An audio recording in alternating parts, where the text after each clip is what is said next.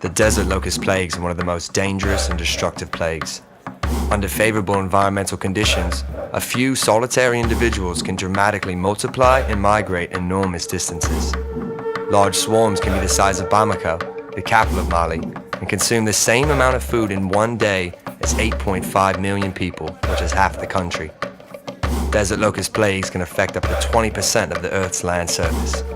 One of the core mandates of the organization is to monitor the desert locust situation on a global scale. We monitor the weather, the ecological conditions, and the locust situation in about 50 different countries. We use several different methods. The most important method are the ground teams. These are the teams in each of the countries. These teams are looking in the desert in four-wheel drive vehicles for any green vegetation that might appear after the rainfall, and if there's any locusts in that green vegetation. If they find locusts, then of course they report all of this information to us here, but they will also do the control operations.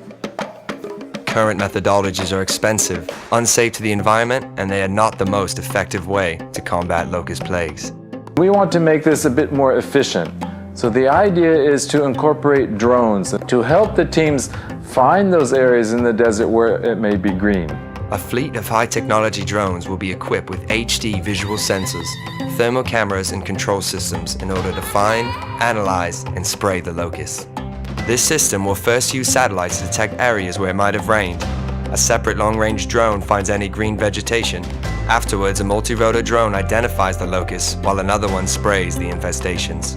The current techniques are slow and cannot cover all the potentially affected areas. Instead, drones identify them quickly and precisely. The use of new technology is required to prevent these plagues. It's an amazing challenge, because teams from each country that are fighting against desert locusts on the field, they will have to fly with the drone, they will have to acquire information, and then process this information on the field without internet connection. So the challenge is clear. We'll have to provide them a solution to process all this information. And this would be very desirable because it would take the danger of using pesticides out of the human hands and into the drone. So this would be much safer for the applicators and the people involved in control operations.